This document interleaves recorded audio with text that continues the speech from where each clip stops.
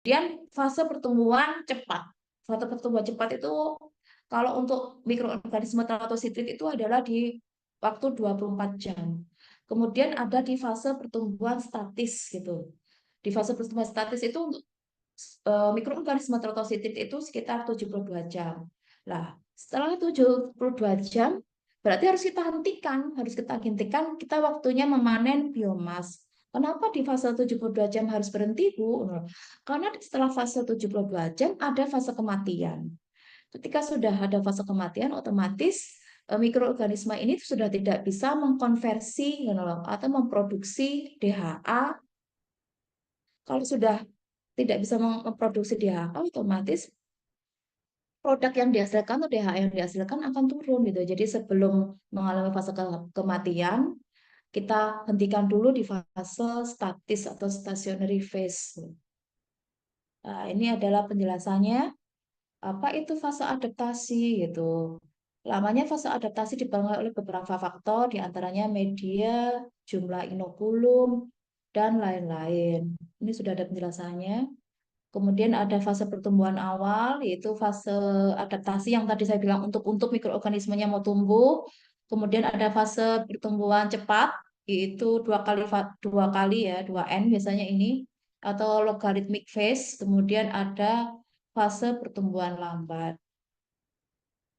Kemudian ada fase pertumbuhan statis. Setelah statis biasanya langsung fase fase menuju kematian atau fase kematian.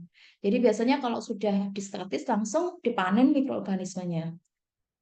Nah, ini adalah uh, introduction tentang bagaimana kok teratositrit itu bisa menjadi produk pakan.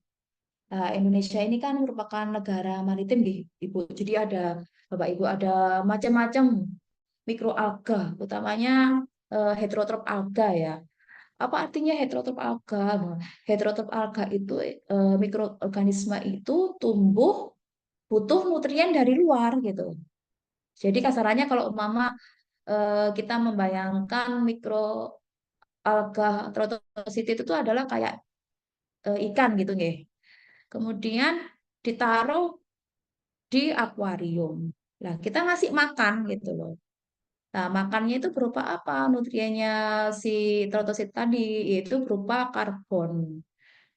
Jadi biasanya karbon sama nitrogen, utamanya karbon ya. Nah, kemudian bagaimana cara kita mendapatkan trotosit itu? Kita mengisolasi trotosit itu dari karang, daun atau ranting yang jatuh dari pohon bakau. Jadi kemarin saya sempat ngambil trotosit dari baluran Bapak Ibu, jadi alhamdulillah berhasil.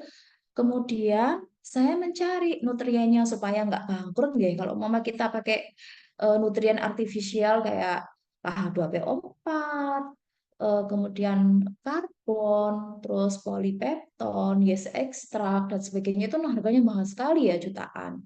Nah, kita mencari limbah makanan yang sekiranya mengandung karbon itu apa?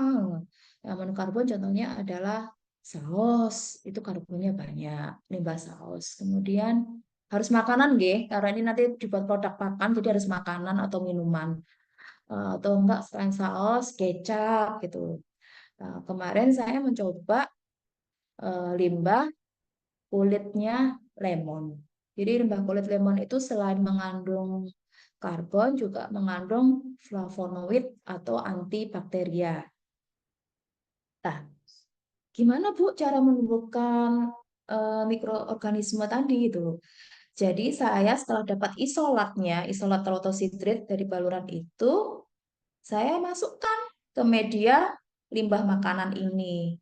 Jadi nutrien-nutrien yang ada di limbah makanan tadi itu dibuat untuk pakannya si mikroorganisme tratositrit. Setelah 72 jam dikultivasi gitu, kemudian saya ambil biomasnya gitu. Jadi kalau umpama dilihat di mikroskop itu, kalau umpama berhasil atau tidaknya si limbah tadi sebagai pakannya trotositit, kita harus observasi gitu Bapak Ibu pakai mikroskop. Jadi microscopic observation. Dilihat di mikroskop itu Kita lihat dulu di Google bentuknya trofosit itu seperti apa gitu. Oh ternyata bulat-bulat gitu. Terus setelah kita lihat di mikroskop, kita pastikan, oh bulat-bulat seperti ini. Oh berarti berhasil gitu. Jadi harus terlihatnya itu bulat-bulat. Kalau umpama kondisinya steril gitu. Nggak boleh ada yang mencong, kotak, dan sebagainya. Kalau sudah mencong, kotak, dan sebagainya, itu tandanya adalah kita tidak berhasil. Banyak kontaminan. Kalau umpama banyak kontaminan, otomatis akan berebut. Ada yeast, yeast itu termasuk kontaminan. Ada mikroorganisme lain kayak jamur. Kalau berebut, lah si trotositrit ini tidak akan memproduksi DHA banyak. Makanya kalau umpama kita berniat untuk menggunakan mikroorganisme ditumbuhkan di limbah, kita harus mengkondisikan steril supaya benar-benar yang ada hanya trotositrit saja sehingga DHA yang dihasilkan banyak. Nah, setelah kita diobservasi dengan menggunakan mikroskop, 72 jam kultivasi, kita memanen biomasnya tadi. Memanen biomasnya, lah biomasnya kita campur dengan pakan yang kita beli dari pabrik. Jadi biomasnya ini hanya sebagai eh, apa ya? Pakan tambahan Bapak Ibu. Jadi bukan pakan utama, bisa menggunakan perbandingan 1:3, 1:5 gitu. Nah, ini adalah penelitian sebelumnya yang menggunakan trotositrit sebagai penghasil DHA. Ada banyak macamnya ya. Kita melihat di sini ada sekitar 97,8 miligram per gram kandungan DHA-nya. Jadi ada yang menggunakan air limbah rebusan kacang, ada yang menggunakan limbah saus. Pokoknya harus makanan dan minuman limbahnya. Tidak boleh selain makanan dan minuman. Karena ini kan dibuat makan di Bapak Ibu. Terus kemudian yang mengandung karbon relatif banyak adalah biasanya makanan. Hmm. Kebetulan saya menggunakan limbah kulit lemon dari industri minuman lemon di daerah Malang ya. Jadi sebelum saya pakai sebagai media untuk eh, si trotositi tadi tumbuh, saya treatment dulu lemonnya. Jadi kulit lemon ini kan sudah direndam ya di seperti ini ya, diproses enzimasi. Ini udah menghasilkan flavonoid. Saya mengambil si kulit lemon tadi dipotong kecil-kecil, kemudian dikeringkan dengan suhu 60. Kemarin saya menggunakan suhu 60 dan 100, tapi kalau umpama ini kandungan proteinnya tinggi, tidak boleh menggunakan suhu 100 nih Bapak Ibu, karena bisa terdenaturasi ya. Jadi yang kita sarankan adalah memakai suhu 60 dengan waktu 30 menit.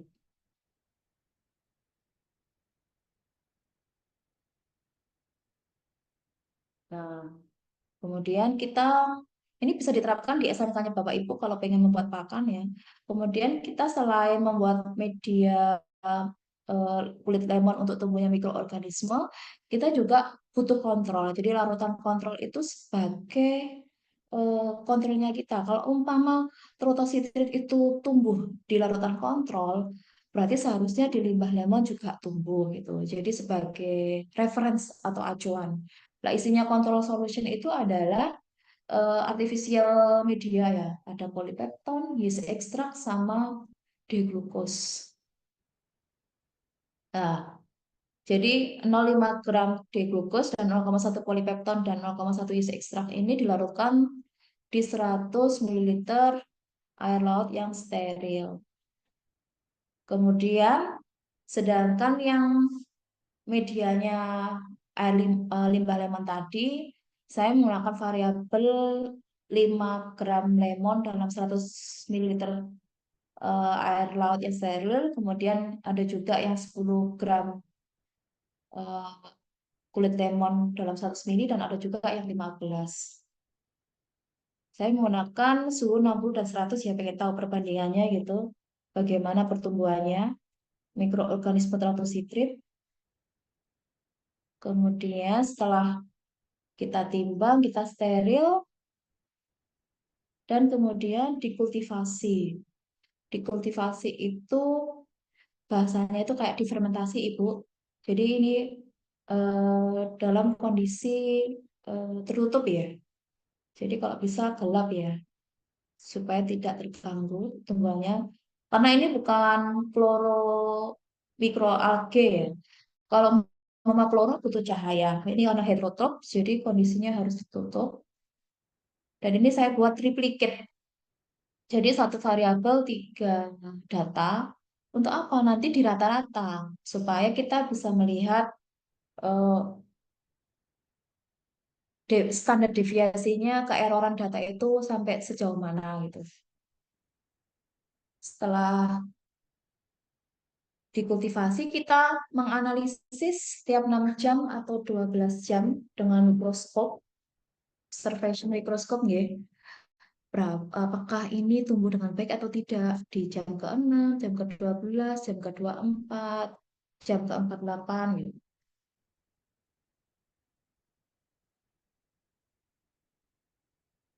Nah, ini observation mikroskopnya kita menggunakan perhitungannya dengan menggunakan hemasitometer. Kemudian setelah kita mendapatkan biomas dari proses kultivasi tadi, kita analisis biomasnya tadi dengan menganalisis kandungan lipidnya ya. Jadi kita mensentrifug, kemudian kita menyaring si lipid tadi. Pertama kita dapatkan biomas, biomas tadi direndam dengan menggunakan kloroform dan metanol, yaitu 1:2. Kemudian eh, ketika sudah biomas direndam atau maserasi, disaring dengan menggunakan kertas GFF, kemudian larutannya tadi kita taruh di cupnya kue ya, terus kemudian kita evaporate ya, evaporate maksudnya diangin-anginkan. Setelah diangin-anginkan baru kita timbang. Jadi berat timbangan cup kue kosong sama berat timbangan cup kue setelah dikasih cairan lipid yang sudah di evaporate. Dari situ baru kita tahu berapa sih kandungan lipidnya. Ini kandungan secara berat ya. Tapi kalau pengen tahu kandungan lipidnya, DHA-nya berapa, EPA-nya berapa, itu harus menggunakan alat namanya alat namanya GCFID. Nah, di sini kita bisa melihat yaitu kita analisis dulu, mama kita menggunakan sampel limbah kulit lemon, pH-nya berapa, terus salinitasnya berapa, kemudian kadar karbon awal berapa. Jadi orang tersebut itu dapat tumbuh dalam berbagai pH dan salinitas. Kisaran salinitas optimalnya itu sekitar 20 sampai 30 PSU. Terus kemudian strain ini juga dapat tumbuh pada salinitas 0,3 sampai 70 PSU. Tapi maksimumnya di 30 PSU. Kemudian pH optimalnya adalah 6,5 sampai 7,5. Tapi beberapa strain menunjukkan pertumbuhan pasif pada pH 5,5 sampai 9. Dan pH paling rendah itu sekitar 3 sampai 4. Jadi kalau mau terlalu asam malah nggak tumbuh tertusitinnya. pH 1 atau pH 2. Tapi kalau pH 3 sampai 4 malah kemungkinan kalau limbahnya tidak steril atau unsterile condition malah bisa tumbuh. Kenapa? Karena pH asam itu juga bisa menekan jamur-jamur atau yeast-yeast untuk tumbuh. Jadi menekan untuk kontaminasinya lebih terkontrol adalah di pH asam 3 sampai 4.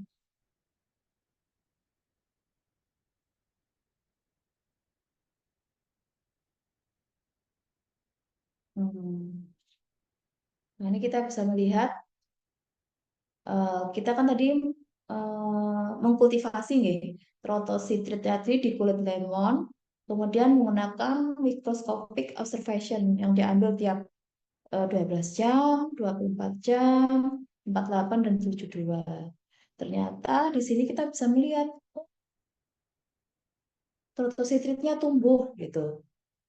Tumbuh di jam sekian, dan kita bisa melihat di sini ada stationary phase yang tadi saya bilang bahwa pertumbuhan statis. Pertumbuhan statisnya adalah di jam 24 sampai 72. Nah, setelah 72, ini harus kita hentikan. Kita langsung harus memanen biomasnya karena setelah 72 di fase kematian, nah, kita tidak akan mendapatkan DHA yang optimum. Jadi kita harus mengambil atau memanennya di time 72 jam, di waktu 72 jam. Dari sini kita bisa melihat di grafik ini adalah pertumbuhannya strain ZN2R. Ini kebetulan saya menamai ZN2R ya. Ini adalah strainnya Aurantistrium atau Trotus itu paling bagus di 5 gram, variabel 5 gram kulit lemon dengan suhu 60 derajat Celcius.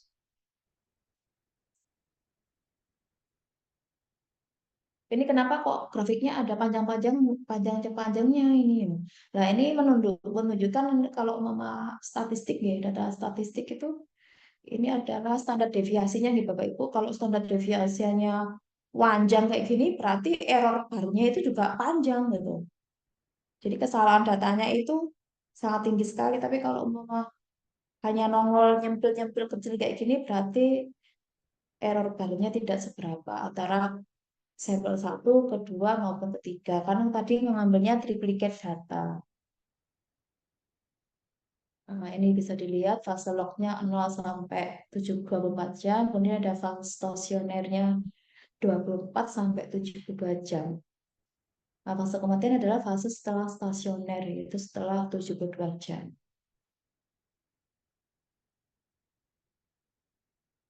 Jadi fase stasioner itu terjadi ketika ketersediaan nutrisi dalam mediumnya hampir habis, terutama sumber karbonnya.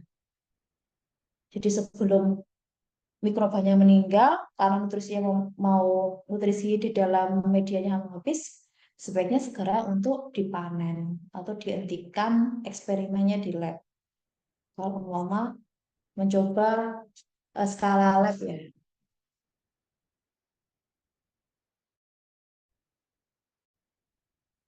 Nah, kita bisa melihat sebelah kanan ini adalah gambar di mikroskop. Di mikroskop ini kalau 5 gram itu seperti apa tampilannya trotositritnya.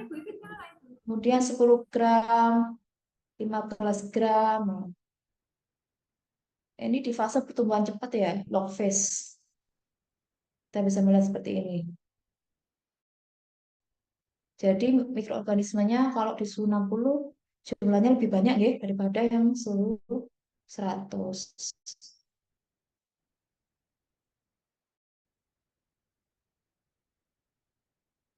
Hmm. Kenapa kok lebih banyak yang 5 gram jumlah selnya? Kalau ini kan kita lihat kalau semakin kecil kan otomatis jumlahnya semakin banyak ya. Jadi sel yang lebih kecil cenderung memiliki siklus sel yang lebih cepat. Nah, sel yang lebih kecil ini memiliki rasio permukaan terhadap volume yang lebih tinggi yang memungkinkan mereka untuk lebih efisien mengambil nutrisi dari lingkungan. Jadi yang kecil-kecil itu lebih bergerak cepat dan aktif gitu kalau ngambil nutrisi daripada yang gemuk-gemuk. Yang gemuk-gemuk lebih lambat pergerakannya. Sehingga kenapa kalau yang 5 gram ini dia jumlah selnya lebih banyak gitu. Karena size-nya atau ukurannya lebih kecil.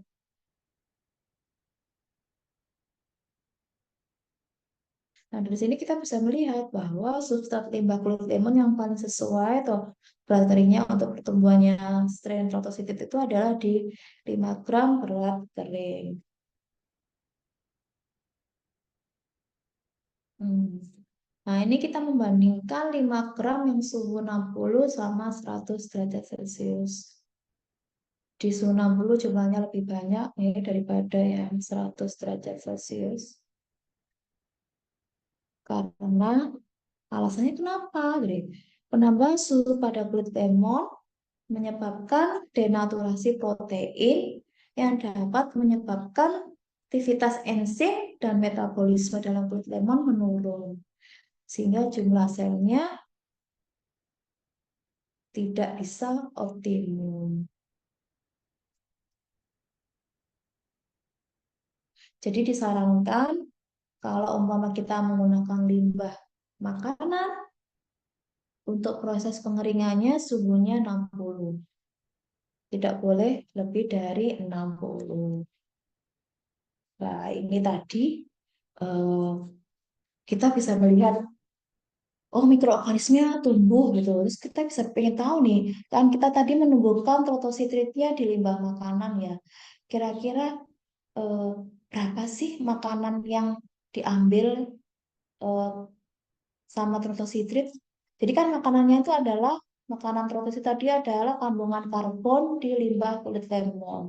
Jadi kita bisa melihat eh, berapa persen karbon yang diremoval sama si trotositrit tadi. Jadi kalau kita menumbuhkan trotositrit di limbah makanan ini, keuntungannya yang pertama adalah kita bisa mentreatment limbah. Yang kedua adalah kita bisa menghasilkan pakan yang mengandung DHA.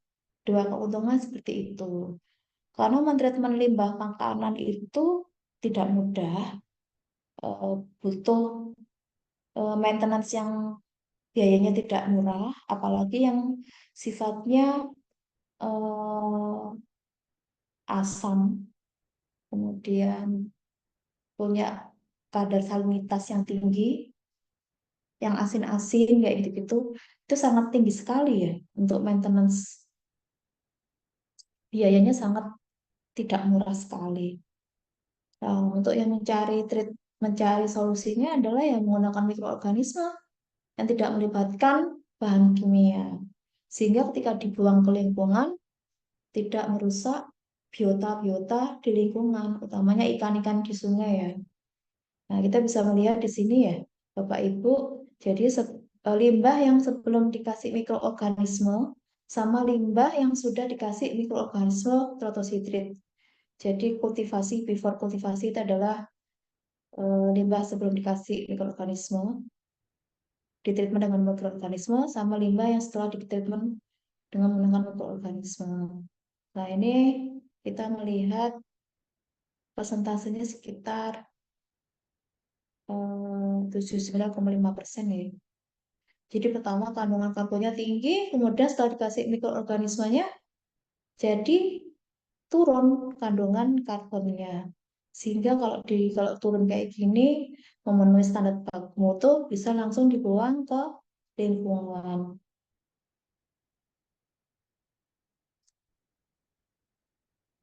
Nah ini, sel pertumbuhan strain berdampak pada laju penghilangan DOC. Selama fase pertumbuhan log, sel dengan cepat mengkonsumsi bahan organik yang menyebabkan penurunan konsentrasi DOC secara signifikan. Nah, cara menghitung persen removalnya bagaimana? Yaitu DOC setelah kultivasi dikurangi DOC sebelum kultivasi dibagi DOC sebelum kultivasi kalikan 100%. Nah, kemudian ini adalah kandungan lipidnya didapatnya sekian gram ya. Tapi ini masih belum spesifik. Apakah lipid ini mengandung DHA atau tidak? Nah, baru ini adalah analisis menggunakan gizi. Di analisis menggunakan gizi ini kita akan tahu wah, apa per poinnya. Jadi kita kalau gizi itu kan ada pik-piknya nih Bapak Ibu. Nah, ternyata ada kandungan DHA-nya. Di pipiknya tadi ada DHA, ada EPA, ada palmitic acid, ada myristic acid, ada margaric acid, ada pentadecanoic acid, kemudian ada oleic acid atau asam oleik. Asam oleik ini biasanya kita temukan di alpukat ya. Jadi untuk memperlambat penuaan. Jadi asam oleik itu dipakai untuk kecantikan-kecantikan ya. Ternyata ini didapat di kulit lemon ternyata ada kandungan asam oleik gitu. Juga ada DHA-nya. Jadi biomasnya itu ternyata mengandung DHA. Biomas dari kulit lemon. Nah, ini kita bisa melihat kandungannya yang DHA paling tinggi itu di variabel 5 gram dengan suhu pengeringan 60 derajat Celcius. Itulah Bapak Ibu penjelasannya saya mengenai pakan ya. Jadi ini sudah terjelaskan bagaimana mikroorganisme tadi bisa merubah eh, karbon di dalam limbah, kemudian jadi nutrisi yang menghasilkan biomas mengandung DHA. Ada yang mau ditanyakan oleh Bapak Ibu mengenai penjelasan saya? Ya, baik. Terima kasih Bu Nuraini atas penjelasannya. Sekarang kita masuk ke sesi diskusi ya Bapak Ibu. Di sini ada pertanyaan dari Ibu Sri Wahyuni, Bu Nuraini. Apakah Oke. trostositrit hanya bisa diisolasi dari pohon kakao? Oke. Saya menjelaskan bahwa trotositrit hanya bisa diisolasi dari tanaman bakau. Utamanya bukan bakau yang eh, masih hidup ya. Jadi bakau yang sampun kering Bapak Ibu. Jadi yang jatuh jatuh ke perairan, entah itu ranting, entah itu daun, entah itu karang. Jadi bukan daun bakau yang masih menempel di pohon, bukan ya. Jadi yang sudah mati. Kenapa kok daun bakau yang sudah mati? Gitu loh. Jadi trotositrit itu mendegradasi nutrisi yang di dalam daun tadi untuk tumbuh. Jadi semakin eh, daunnya itu semakin lama matinya, maka semakin banyak protositrik yang ada di situ gitu. Jadi bukan daun mangrove yang masih hidup ya, daun mangrove yang sudah jatuh dari pohonnya. Hanya mangrove, nggak bisa selain mangrove. Udah penjelasan tambahan lagi, Bu Saidah mungkin? Ya, bagaimana Bu Sri Wahyuni mungkin ada tambahan Ada atau buat tambahan Putri? Bu Sri Wahyuni, apakah ada tambahan atau Bapak Ibu yang lain jika ada yang mau bertanya?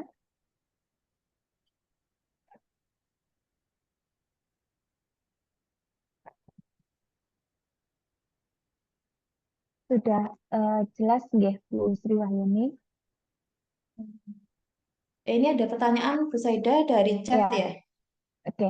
Di sini pertanyaan selanjutnya, ini Bu Sri Wahyuni bertanya lebih lanjut Bu Nuraini. Kalau begitu, apa bisa dilakukan dekomposisinya di laboratorium? Bisa Bapak Ibu, saya melakukan eksperimen ini di laboratorium ya, gitu.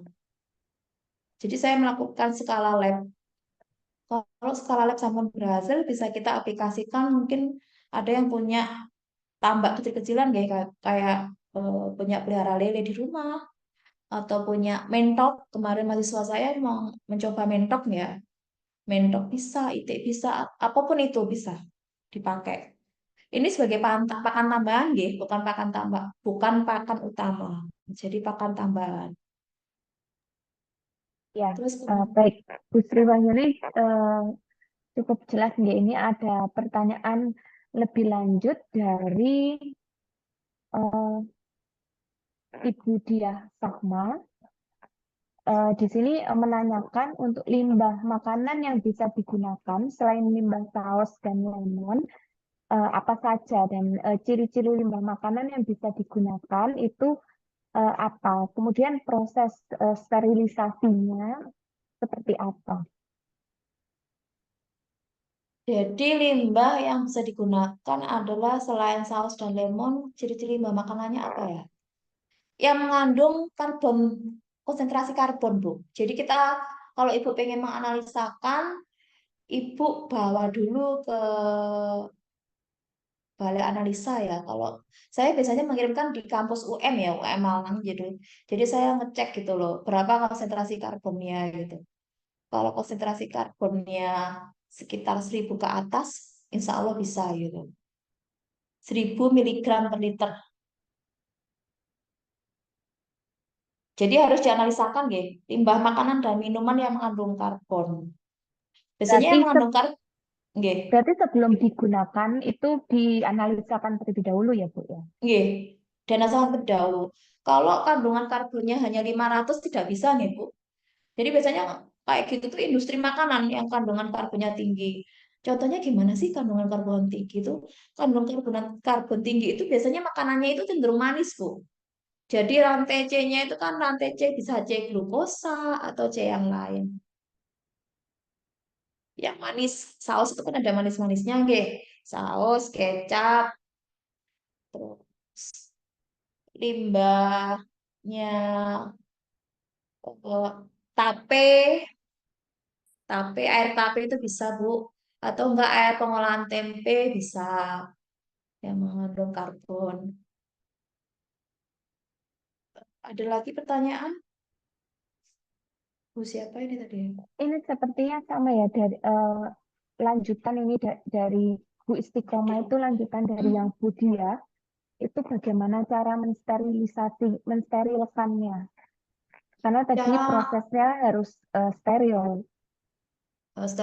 prosesnya harus steril. Sebenarnya ada dua proses, Bu. Ada proses yang steril dan tidak steril, ya. Kalau tidak steril itu saya menyarankan limbah yang mempunyai pH kadarnya asam 3 sampai 4. Jadi kalau pH-nya asam 3 sampai 4 itu minim kontaminan, ya. Otomatis yeast atau jamur itu tidak akan nongol gitu.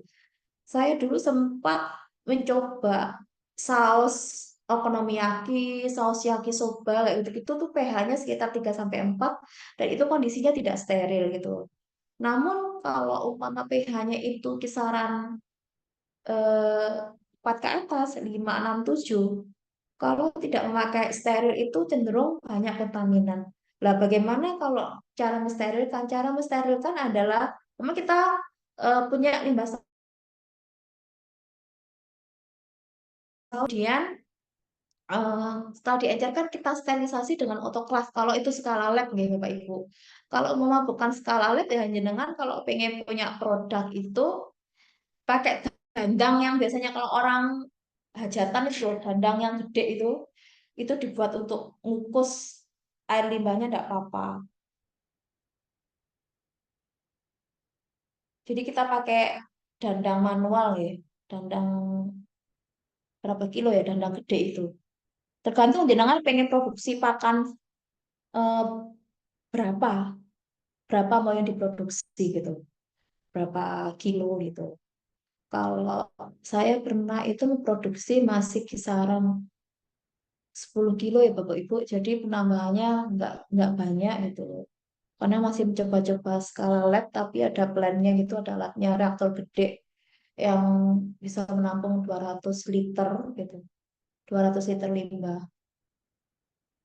Jadi kalau skala lab masih butuh sterilisasi, kalau pengen bukan skala lab ya kita harus punya alat kayak dandang untuk ngukus gitu loh, untuk ngukus, untuk memanaskan. Ya, mungkin dari Bu Ah, Diah ini atau Bu ya ada biar, Istiqomah ya, ada yang ini ada ada pertanyaan. tambahan. Fungsi air laut untuk apa, Bu? Hmm, Apakah bisa diganti air garam? Bisa, Ibu.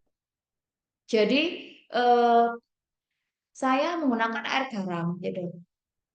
Fungsi air laut karena trotositrit ini kan tumbuhnya di laut ya, Bapak Ibu, gitu. Otomatis kan kalau mau kita menghidupkan mikroorganismenya ini dari laut dibawa ke darat, nah kita harus menyesuaikan kehidupannya dia di laut. Kehidupannya di laut itu bagaimana? pH-nya berapa, suhunya berapa, gitu. Salinitasnya berapa, gitu. Supaya tetap hidup mikroorganismenya. Memang kayak kita biasanya mikroorganisme itu tumbuhnya di area panas-panas. Kemudian kita bawa ke dingin-dingin, pasti ya meninggal gitu, mati gitu. Jadi kita mengkondisikan mikroorganisme itu tumbuh sesuai dengan habitat aslinya gitu. Habitat aslinya di laut, ya udah kita memakai air laut. Kalau mama air laut susah, mama kita buru-buru nih eksperimen gitu, nggak sempet ngambil di laut. Nah, kita bisa memakai air Aquades terus dikasih garam, nggak apa-apa, kasih NaCl gitu. Tapi harus di-adjust nih Bapak Ibu. Jadi di-adjust itu seandainya di laut itu salinitasnya kadarnya 30 PSU, nah kita harus meng-adjust air biasa tadi yang dikasih garam itu kadarnya juga 30 PSU. Jadi kita bisa melihat, kalau kita udah sering eksperimen ya, oh sekian gram untuk berapa, sekian gram garam untuk berapa liter air Aquades itu ternyata menghasilkan berapa PSU. Ternyata lebih dari 30 PSU, berarti kadar kadar garamnya harus dikurangi konsentrasinya, seperti itu. Jadi kita harus mengadjust kondisi. Terus ada pertanyaan lagi. Baik. Dari Bu Dia Fahma ini juga menanyakan Bu, untuk produk airnya berupa pelet pakan itu apakah ditambah material lain? Nggih, produk akhirnya berupa pelet pakan. Nah, pelet pakan ini tidak bisa dikasihkan hanya pelet pakan aja nggih Bapak Ibu ke ternaknya nggih. Jadi ini kan feed aditif yaitu pakan tambahan. Jadi pelet pakan ini dicampur dengan Bapak Ibu membeli pakan dari pabrik gitu. Pakan-pakan yang pur-pur itu loh. Jadi pelet pakannya yang biomasnya tadi dari Totositrit dicampur dengan pur yang Bapak Ibu beli. Jadi sebagai aditif, jadi bukan yang utama ya Bu ya. Nggih, bukan yang utama Hmm. gitu. Kemudian jika pakai dandang, ini dari Bu Istiqomah juga Bu, tambahannya itu berapa lama untuk dipanaskan? Ah, Bapak Ibu kalau biasanya apa masak itu kan ada masak air lah, apa ya? Kalau orang Jawa bilangnya blukuduk gitu loh. Ada ada ininya. Lah itu ya berarti sudah insya Allah udah steril ya Bapak Ibu. Itu suhunya berapa? Di atas 100 ya? Suhu 100 ya, air mendidih gitu loh. Di atas 100, suhu 100 lah gitu. Tapi kalau biasanya kalau autoclave itu suhunya 121 Bapak Ibu. Tapi kalau umpama dandang itu setelah suhu 100, kira-kira kita mendidihkan air panas, kemudian kita tambahin gitu, tambahin waktunya, lah sekitaran seperti itulah. Pokoknya sampai mendidih, mendidih banget gitu. Ya, Kalau baik. kalau Mungkin kalau lamanya, nggih, kalau lamanya saya tidak bisa memprediksi ya Bapak Ibu kalau pakai dandang karena macam-macam ya. Ada Bapak Ibu yang pakai kompor gas, ada yang pakai kayu bakar. Lah ini memasaknya pakai apa ini? Dandangnya pakai kayu bakar apa pakai kompor gas itu? Yang penting indikatornya adalah airnya sudah umup ya, udah mendidih gitu. ya, jadi Bu Istiqomah dan Bu Dia Fahma mungkin jika ada tambahan dari pertanyaan yang diberikan bisa bisa langsung juga mengajukan pertanyaan tambahan langsung juga bisa Bapak Ibu jika ada tambahan. Ya, sampun Bu, matur Iya, nuwun. ya, baik. Berarti udah cukup jelas ya. Di sini eh, eh, Bu Sri Wahyuni juga menanyakan kembali, eh, kalau tidak salah ada penambahan yeast pada larutan kontrol. Apa fungsi yeast dalam sistem ini? Sedangkan pada perlakuan ditambahkan mikroalga untuk produksi PUVSE. Oke, Bapak Ibu, saya jelaskan lagi nggih. Kontrol itu adalah larutan acuan atau larutan reference gitu, atau artificial media. Jadi artificial media itu adalah media yang dibuat menyerupai dengan media yang si mikroorganisme aslinya tumbuh. Lah, si trotositid ini kan tumbuhnya di laut nggih. Tumbuhnya di laut. Nah, makanya kita memakai kontrol ini adalah menggunakan air laut. Lah, kalau umpama dikasih air laut saja, kira-kira tumbuh tidak si trotositrid ini tadi? Ya tidak tumbuh. Karena apa? Karena tidak ada nutriennya gitu.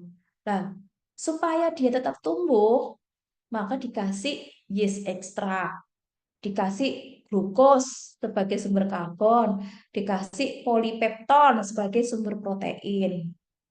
Nah, kalau di laut kan banyak nih sumber proteinnya. Ada apa namanya ganggang, Ada ikan-ikan yang mati itu juga sebagai sumber proteinnya trotositrit. Terus pokoknya kalau biota laut itu sumber proteinnya banyak sekali lah. Karena ini kita tidak di laut, ya, kita membuat media buatan di darat, otomatis kita membuat kontrolnya yang menyerupai media di laut, memakai air laut, kemudian dikasih yeast sebagai nutrien, dikasih glukos sebagai nutrien, dan dikasih polipepton sebagai nutrien. Jadi mencari nutrien-nutrien yang menyerupai di laut. Lah, kenapa kok harus ada kontrol gitu? Karena menumbuhkan mikroorganisme di limbah itu tidak mudah, Bapak Ibu. Rawan dengan kontaminasi. Lah, kalau umpama rawan dengan kontaminasi, otomatis kita mendeteksi awal itu adalah kita memakai kontrol dulu. Jadi, ketika kita menaruh mikroorganisme tadi di limbah, kita juga harus menaruh mikroorganisme di kontrol. Jadi serentak itu, melakukan penelitiannya serentak. Kemudian ketika bersamaan, ya bersamaan ternyata di kontrolnya tumbuh, di media limbahnya nggak tumbuh. Berarti yang salah bukan mikroorganismenya, yang salah adalah media limbahnya. Bisa jadi media limbahnya tidak cocok, gitu. Sehingga kita bisa mengganti media limbah yang lain yang cocok, yang mungkin konsentrasi karbonnya kurang tinggi, yang mungkin kondisinya pH-nya terlalu asam banget sekitar 1,2. Kalau terlalu asam banget sekitar kisaran 1,2, ya hidrotositrit tidak tumbuh. Di media kontrol ini kan itu ada di air laut, yang menggunakan air laut. Terus pH-nya 7 air laut itu. Kemudian salinitasnya 30 PSU, temperaturnya 25. Nah, itu adalah media yang cocok untuk teratositrit bisa tumbuh menghasilkan DHA yang optimum. Ya, dari Hmm. Fitri Wahyuni mungkin ada tambahan.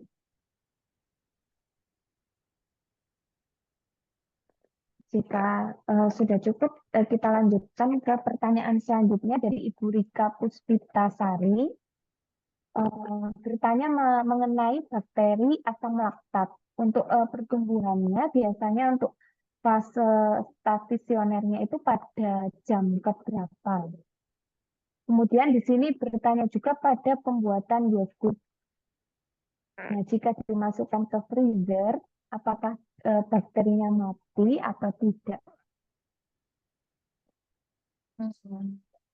Kebetulan saya belum pernah menggunakan asam laktat nih, Bapak Ibu, eksperimennya. Jadi kalau mama berapa jam ke berapa statisnya, saya pikir ini harus dilakukan eksperimen gitu. Begitu juga dengan saya, Bapak Ibu. Jadi saya juga melakukan eksperimen berkali-kali. Apakah trotositit yang saya dapat dari Indonesia dengan trotositit yang saya dapat dari Jepang itu pola tumbuhnya sama loh. Ternyata pola tumbuhnya sama, ya berarti saya bisa menggunakan 72 jam. Tapi untuk bakteri asam laktat, ini saya tidak tahu nih. Bakteri asam laktat ini tumbuhnya statusnya jam keberapa kalau tidak melakukan eksperimen gitu Bapak Ibu. Jadi dilakukan eksperimen dulu, terus kita analisa dengan menggunakan observasi mikroskop, baru kita tahu yang pastinya gitu.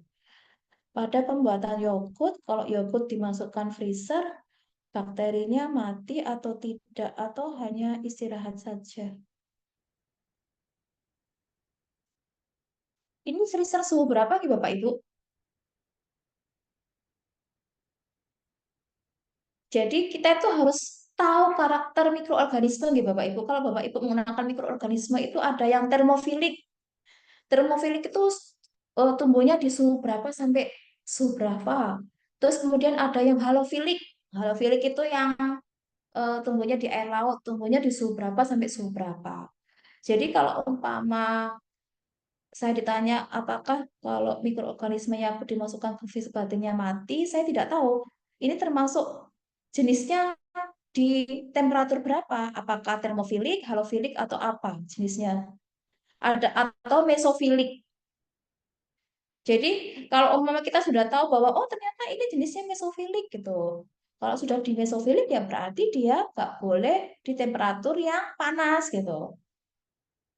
Terus ternyata ini harus baterainya didingin.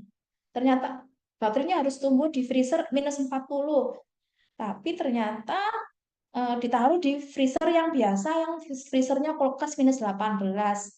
Ya pasti akan mati gitu. Jadi harus tahu karakter. Kalau jenengan mau memakai mikroorganisme, kita mikroorganisme apapun ya, entah itu yeast, entah itu bakteri, entah itu mikroalga, jenengan harus tahu karakternya dia.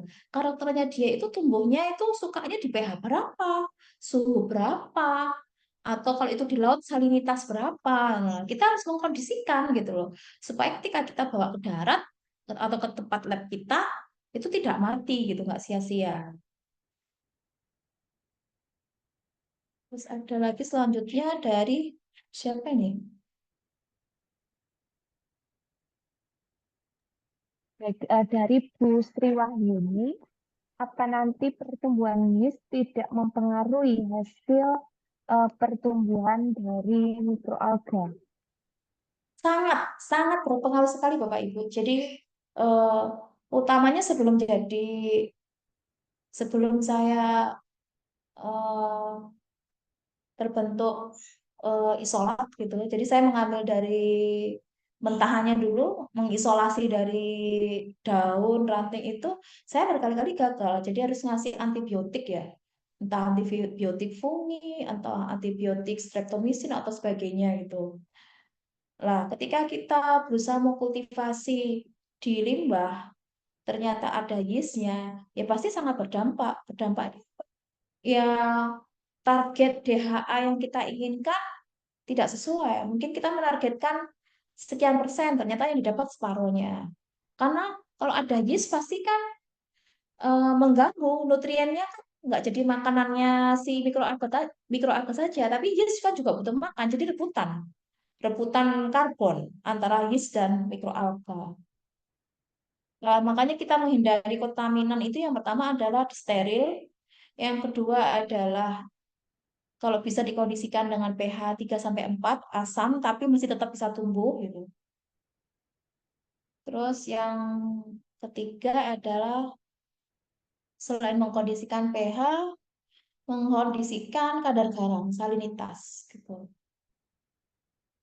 Kan kalau cenderung asin itu kan biasanya mikroba-mikroba selain mikroba target kayak yeast dan sebagainya kan cenderung pertumbuhannya tidak maksimal ya, gitu. Terhalang. Ada lagi pertanyaan Bapak Ibu? Mungkin ada pertanyaan lain dari Bapak Ibu juga bisa langsung uh, di-unmute dan langsung bertanya juga tidak apa-apa Bapak Ibu. Silakan. Atau dari Bu Sri Wahyuni mungkin ada tambahan.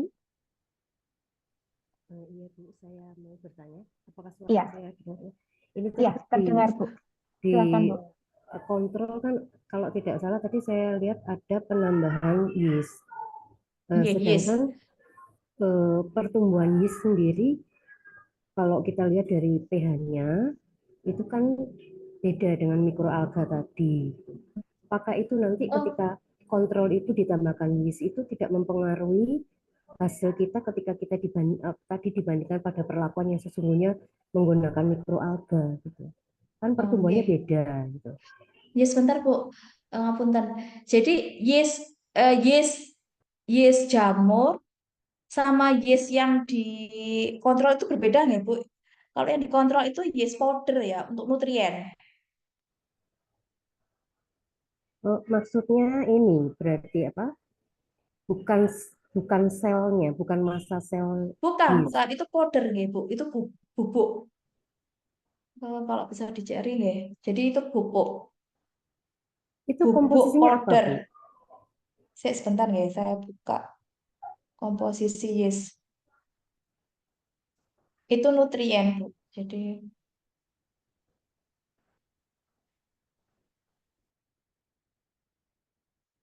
yes ekstrak. Jangan bisa cari di di Google yeast extract, yeast extract, yeast extract powder.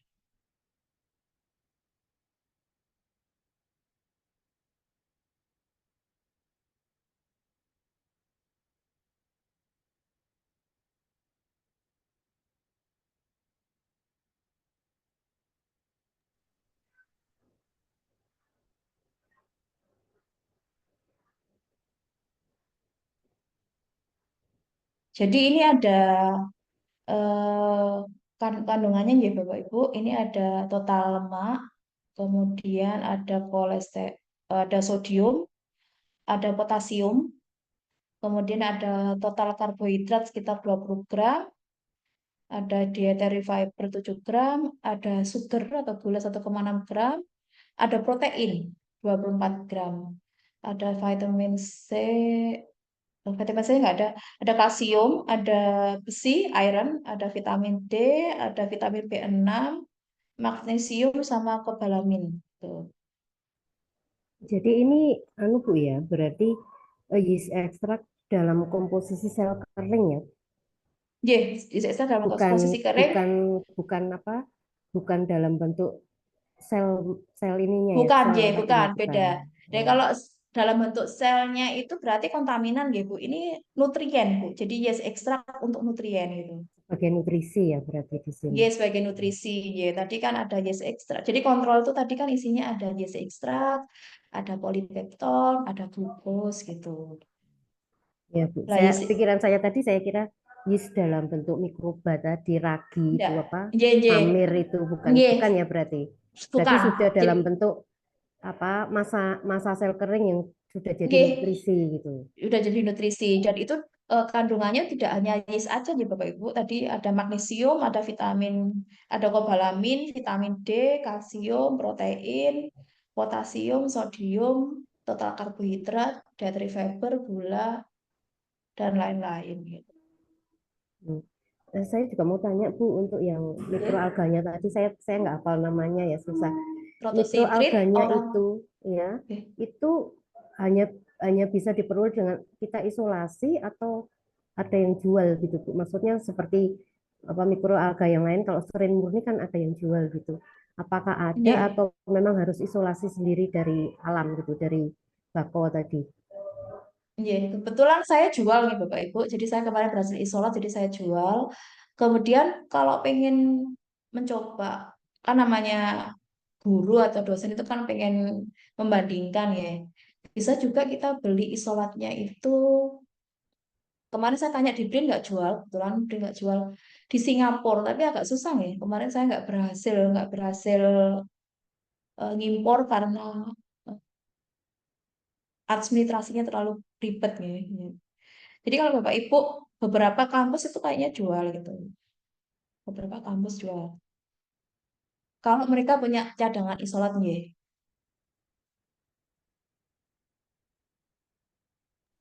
Berarti ini belum ini ya, maaf, apakah ini tren yang baru, istilahnya baru dikenal atau memang memang sudah lama tapi jarang gitu digunakan?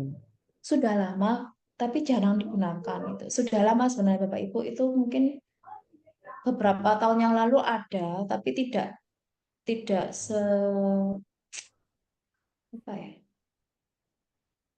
Seheboh sekarang ini kan kita lagi nyari alternatif pakan ya, alternatif pangan gitu.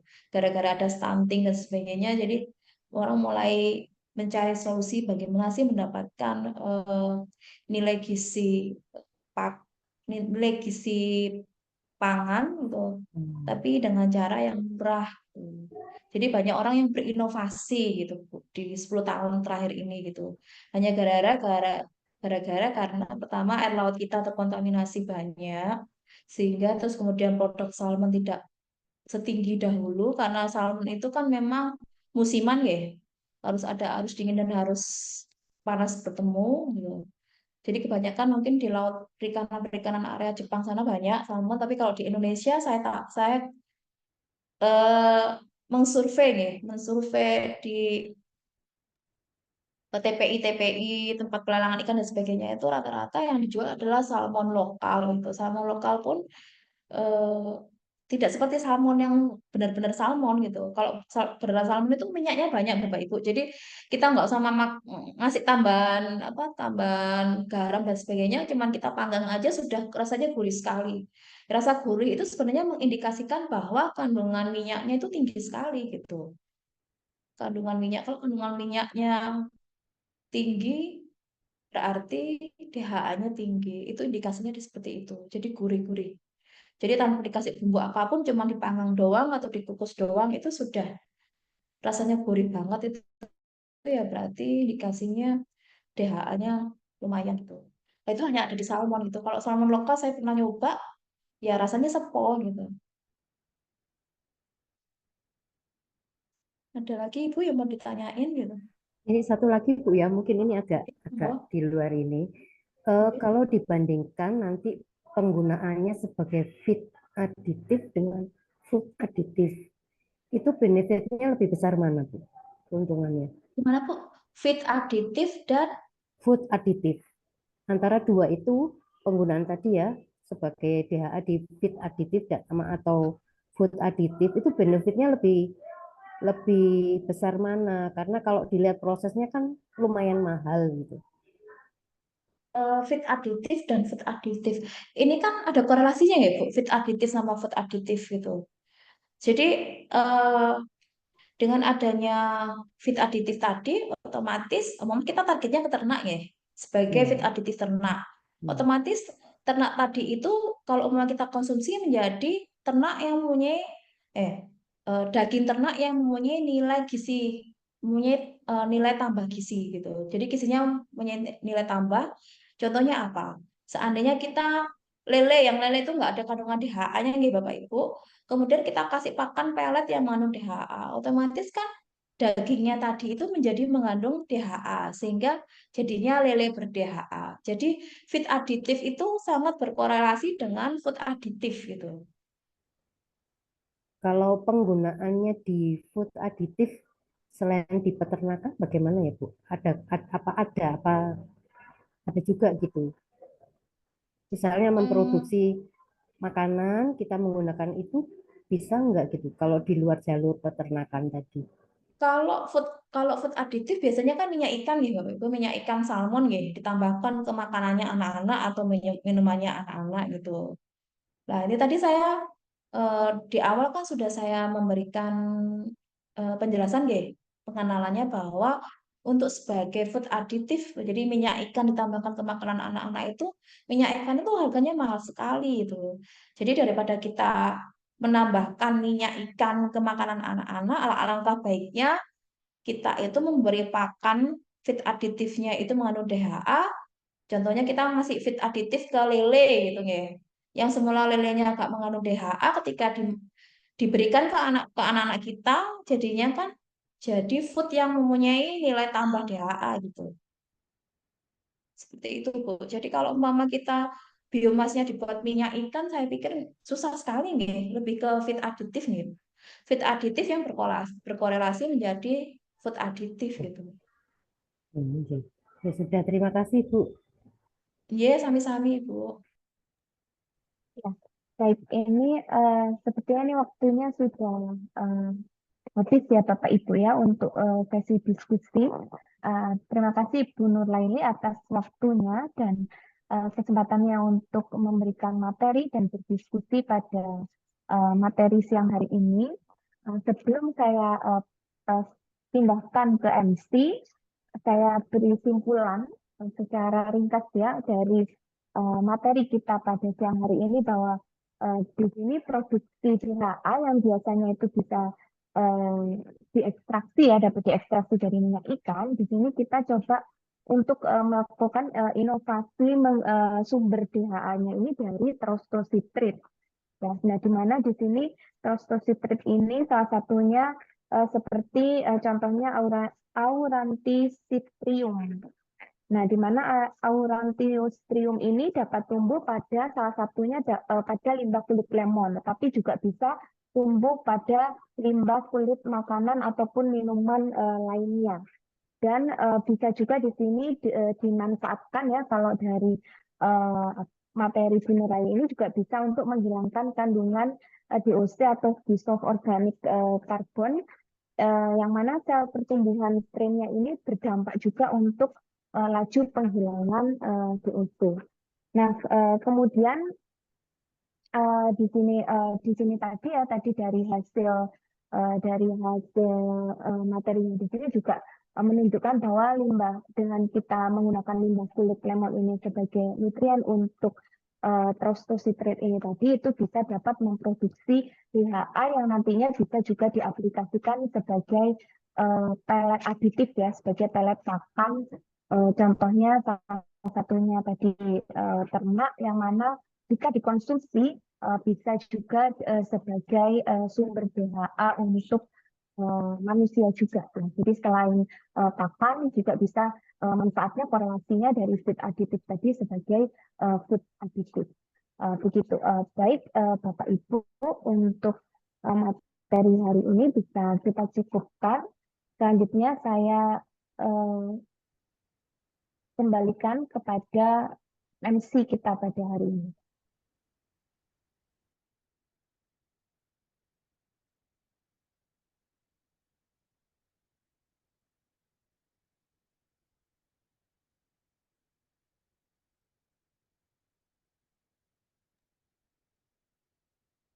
Kasih yang sebesar-besarnya saya haturkan kepada Dr.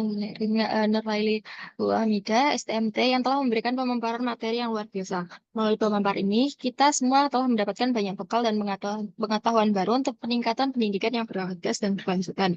Selanjutnya, sebelum kita menutup kegiatan hari ini, akan ada informasi mengenai tugas laporan jamur dan best practice yang akan dipandu oleh Bapak Daryl. Untuk Bapak Daryl, waktu dan media saya persilahkan. Baik, Assalamualaikum warahmatullahi wabarakatuh, Bapak Ibu. Sampai jumpa lagi. Kita ketemu lagi di pelatihan materi yang keempat pada siang hari ini. Jadi Bapak Ibu, kita akan ketemu lagi di akhir Agustus, tapi mulai dari hari ini sampai sampai pertemuan terakhir di bulan Agustus, itu Bapak Ibu mengerjakan tim kelompok mengerjakan tugas tim atau tugas kelompok gitu ya. Sesuai yang ada di silabus. Sebentar, saya mau mencari silabus saya dulu. Bapak Ibu akan mengerjakan video best practice begitu. Video best practice tersebut yang berkenaan dengan aplikasi mikrobiologi. Nah, nantinya di aplikasi video best practice tersebut maksimal yang 30 menit itu sudah ada persiapan dari bahan baku, kemudian proses, dan kemudian kesimpulan, dan juga ada produk di dalam videonya, itu merupakan bagian dari konten tersebut. Tapi selain membuat video best practice, Bapak Ibu juga harus membuat satu laporan praktikum begitu, ya, satu laporan praktikum yang berdasarkan eh, di video YouTube kami. Saya mau share screen terlebih dahulu. Nah, ini ya. Jadi Bapak Ibu bisa melihat di YouTube channel Teknik Kimia Industri Fakultas Vokasi ITS itu sudah ada yang namanya pelatihan guru SMK 2024, materi pertama, materi kedua, sama materi ketiga. Bapak Ibu jangan lupa untuk menontonnya kembali dan juga memberikan like ya untuk ketiga video ini. Nanti yang hari ini juga akan saya upload sebagai materi keempat. Nah, kemudian yang tugas kelompoknya itu satu adalah melihat video praktikum budidaya jamu lingzi. Kemudian nanti itu Bapak Ibu membuat laporan kegiatan, laporan eksperimennya. Nanti di submit di link yang saya kasih di grup WA. Itu yang pertama. Yang kedua, Bapak Ibu membuat video best practice begitu ya tentang aplikasi mikrobiologi industri seperti tahun-tahun sebelumnya. Jadi kalau tahun lalu ini sudah ada ya eh, video best practice yang sudah dikirimkan ke kami dan sudah ada tahun lalu dan kemudian nanti dari tahun lalu itu seperti biasanya kami akan mencari video dengan jumlah like terbanyak dan komen yang terbanyak untuk video favoritnya. Tapi untuk video terbaiknya nanti akan dipilih dari dewan juri, dari pemateri-pemateri. Begitu. Ya. Sebelum saya akhiri, apakah ada pertanyaan terkait tugas kelompok dari kegiatan pelatihan ini? Ada, Silakan. Pak. Ada. Ya, monggo, monggo, monggo, silakan, silakan. Dari penjelasannya Bapak tadi, untuk yang tugas pembuatan laporan praktikum pembuatan jamur itu berarti kita hanya berdasarkan melihat video tersebut, kita susun laporannya seperti itu nggak, Pak? Betul, betul, Bu, betul. Oh, nggih. Jadi bukan kita yang praktikum sendiri di rumah, bukan, tapi berdasarkan video tersebut. Betul, itu tugas yang pertama ya, Bu. Tugas yang kedua, Bapak Ibu membuat video best practice. Berarti itu tandanya Bapak Ibu membuat praktikum di Maksudnya di laboratorium aja, laboratorium Bu, kami. ngapain di rumah? Nah, untuk topiknya itu Ya. kan secara umum aplikasi mikrobiologi. Nah, ini Hmm. apakah apa namanya disesuaikan dengan materi pelatihan yang disampaikan, yaitu bioetanol, pembuatan apalah biogas gitu. Hmm. Apa hanya itu saja atau boleh yang lain? Oke. Boleh yang lain, Bapak Ibu. Jadi kalau misalkan Bapak Ibu punya produk yang hasil dari aplikasi mikrobiologi, katakanlah membuat tahu tempe, tapi punya inovasi yang lain, boleh pakai itu aja nggak apa-apa. Atau menggunakan budidaya jamur, itu juga nggak apa-apa. Atau Bapak Ibu mengisolasi lumpur aktif, kemudian nanti akan dipilih beberapa bakteri, kemudian dijual kembali seperti apa yang sudah disampaikan oleh Pak Agus Surono minggu lalu itu juga boleh. Apakah harus sama dengan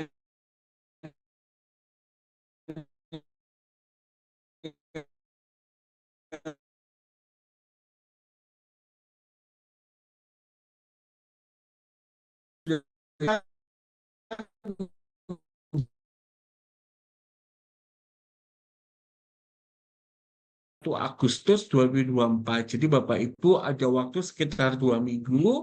Nanti dikumpulkannya, maaf, mungkin tanggal 20 saya lupa timelinenya tanggal berapa, tanggal 20 karena nanti tanggal 21 saya upload saya upload di YouTube, kemudian saya share ke Bapak Ibu semuanya, lalu kemudian nanti akan dimulai untuk like dan komen di masing-masing video best practice ya, itu berlangsung hingga tanggal 27 dan tanggal 28 hari Rabu itu penutupannya dan penutupannya sekaligus untuk mengumumkan siapa yang akan menjadi video terfavorit dan video terbaik begitu.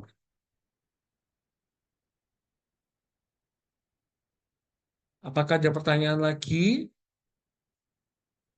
Untuk laporannya dalam bentuk Word, apa PowerPoint atau yang lain, Pak? Word, Bu. Sederhana kok, Bu. Ya. Sesuai dengan yang ada di silabus. Sebentar. Saya juga mau buka itunya biar Dok Ibu ngelihat itunya sebentar. Gimana ya? Bu Saida mungkin bisa saya dibantu untuk silabusnya, Bu. Atau panitia bisa share screen untuk silabusnya.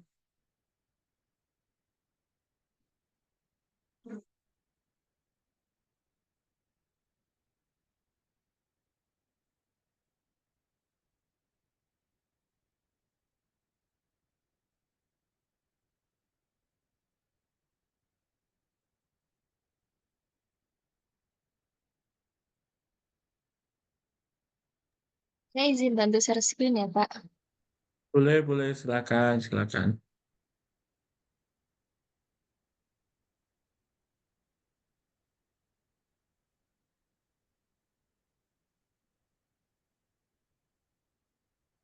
Nah, oke.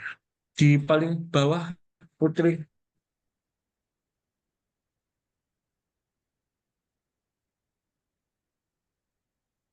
Nah, ini nih, stop. Ketentuan tugas. Jadi, Bapak Ibu ada tugas individu sama tugas kelompok. Kalau tugas individu berarti kan presensi kehadiran setiap pertemuan materi, pretest post-test setiap pertemuan bermateri, dan memberikan like dan komen pada video demo praktikum pembuatan jamur yang sudah saya tunjukkan tadi. Itu adalah tugas individu. Kalau tugas kelompok berarti Bapak Ibu membuat laporan pembuatan jamur video yang tadi ya. Format laporannya sederhana, nama peserta asal sekolah. Nah, jadi pesertanya kan banyak tuh satu sekolahnya, langsung aja ditulis semuanya. Kemudian judul percobaan, tujuan percobaan, alat dan bahan, prosedur percobaan, hasil percobaan, pembahasan dan kesimpulan. Ini adalah tugas kelompok yang pertama. Agak geser Putri ke bawah. Oke, kemudian berikutnya adalah tugas aktualisasi berupa video best practice praktikum aplikasi mikrobiologi. Jadi durasinya maksimal 10 menit. Ini saya anulir, jadinya maksimal adalah 30 menit. Jadi Bapak Ibu bisa lebih dari 10 menit. Tapi maksimalnya adalah 30 menit.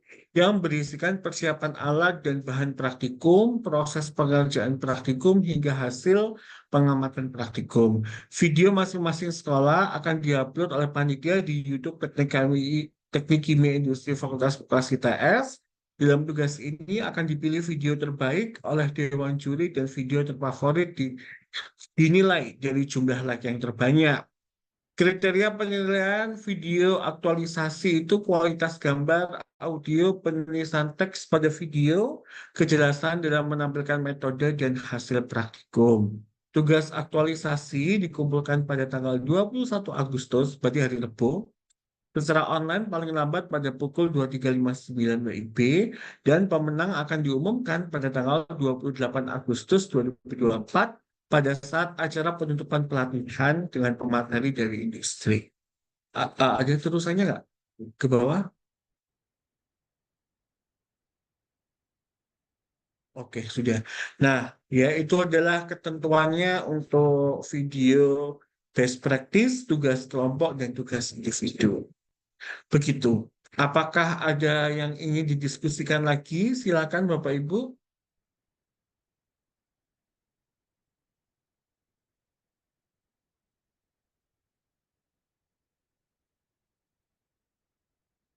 Jadi insya Allah yang jadi pemenang video terfavorit atau video terbaik, nanti mungkin kita akan kunjungi sekolahnya, ya. Sekaligus nanti kami juga akan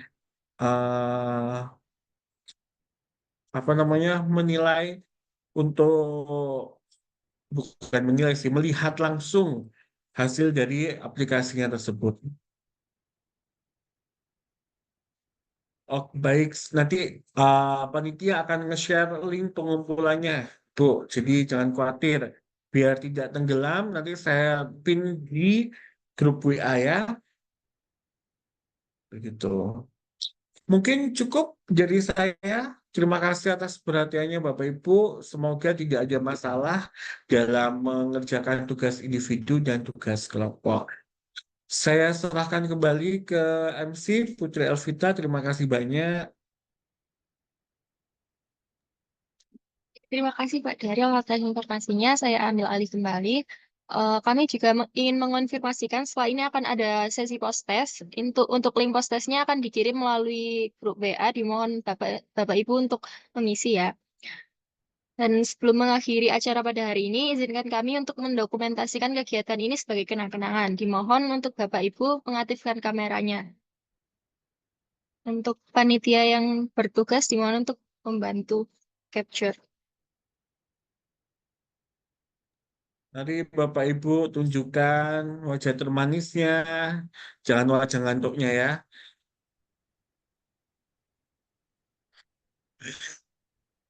Monggo, ya. Oke, kita mulai dari slide yang pertama. Panitia sudah siap?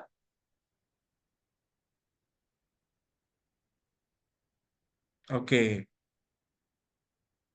sudah? 3, 2, 1.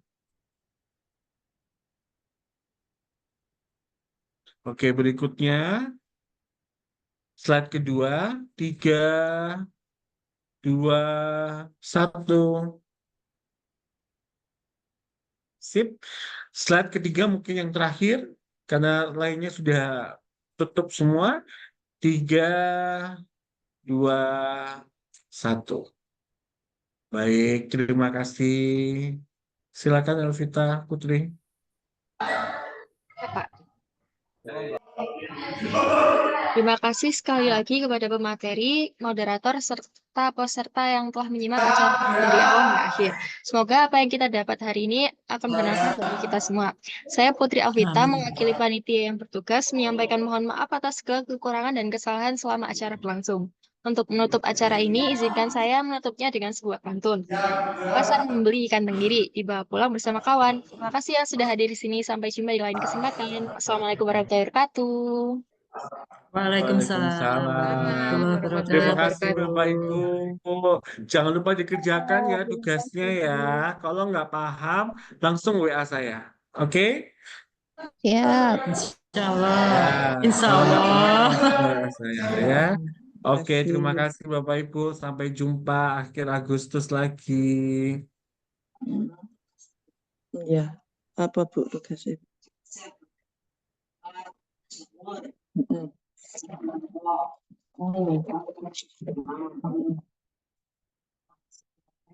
Hmm. Oh, ono ya. Berarti kini sakjane wingi tuku jamur ya. Ngono. Kemarin di Jogja lah ono jamur ya. Jaluk